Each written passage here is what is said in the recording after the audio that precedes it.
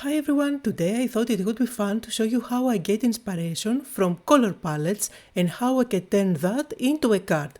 So I chose a summer palette just by googling summer color palette, and you can see the image on my screen right now, and that's all the cardstock that I was able to pull from my stash. For this idea you can definitely go with white cardstock and just use your ink colors. So for my card today I will be combining die sets from my latest collection with Spellbinders, Tunnelscapes, and this is one set. You see it has tons of dies, all those leaves, flowers, branches, as well as all the tunnels that you can nest one inside the other. So this set is called Rainbow Slice, and all my tunnel dies are perfect for using color palettes. So when you get 4 or 5 different colors in a color palette, you can easily incorporate them in the tunnels for all the different layers. And I think it is the best way to go. You can find fall palettes for that, you can find winter palettes, you can find Christmas palettes, and you can go super vibrant all the way to pale. Now my idea is to use the 3 shades of blue to create an ocean slice. And since I have 4 dies for that effect, I'm going to bring in a white cardstock as well, which is going to be the top layer. You can definitely use only 3 of the dies. I decided to go with all 4 of them so you can see the full effect. But by adding white, I don't disturb the actual palette since it is completely neutral, and you can definitely add black as well if you want into the mix, because white and black are going to mix perfectly with any palette. Now I am going to add the dies on top and run them through my die cutting machine, and by the magic of video editing, here are all the different layers. When you stick one on top of the other, you will see the lovely effect that you get. And of course you need the base. For that I decided to go with very dark blue, that's indigo cardstock. You can definitely go with black for even more dramatic effect. And then this is where you need to decide whether you want to go with foam squares for some of the layers to pop them up, or you want to go completely flat with glue. I decided for this card design to go with glue, so I'm just going to layer one on top of the other.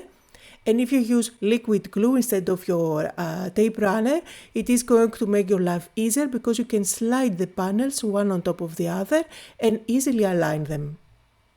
Also notice that as I apply the glue, I make sure that I stay away from the edges of the slice. This way I will be able to still tuck underneath elements if I need to later on for my design.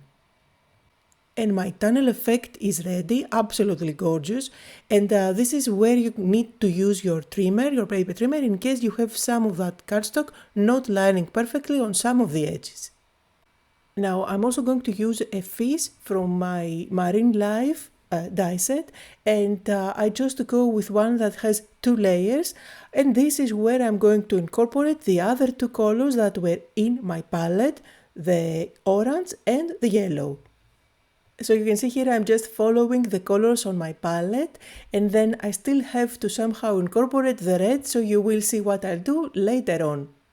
So first let's put together the fish, and I had to cut out one of the dies twice so that I end up with a yellow fin as well, which I'm going to stick inside that little hole that you get. But you can definitely leave it as it is. Now for the eye, you can definitely not be lazy and cut out a black eye to put inside that hole. However, I was being so lazy, so I just stuck at the back a little piece of black cardstock. And now to stay true to the palette that I chose, I need to incorporate into my design a little bit of red, so I decided to go with this die set, and there are 2 dies here for corals. So now let's put the card together. I do have some foam tape at the back of my fish. I'm going to stick it at the top where that peak is, and it looks as if it is slicing the waters. Absolutely love the effect. Now for the corals, I'm just going to turn this into being a little bit smaller. Don't forget to cut out the dies and make them work for what you are creating. And you can see just because I didn't have glue all the way to the edges when I was putting together my tunnel effect, I can easily tuck behind some of those layers my elements. I also used the other coral die from that set to cut out an orange coral. As you can see, I chose to go with orange because I already have this color in my palette and I don't want to add an extra one.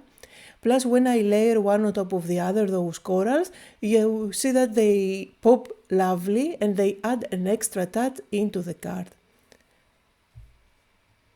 Now, final touches, I'm just using my Iridescent contour liner to add some dots. These are going to read as bubbles inside the ocean, and I think that it turns the card looking more whimsical with all that shine. And of course I need to add a sentiment to finish my card. For that I went with "You are fantastic", which I white embossed on black cardstock. I do have foam square at the back and I'm just going to lay it down. I did place it next to the coral so that I can create kind of a cluster there. And now I'm going to show you a close-up on this card that I made today, but I will also share some other ideas on what you can do with this. So here is one with a different color palette where I only used 2 of the dyes for the tunnel effect. And here is another one with oranges. So I hope that you had fun today and that you got inspired. Just like always, a full list of supplies is available in the description. Thank you all so much for joining me and I'll see you all next time.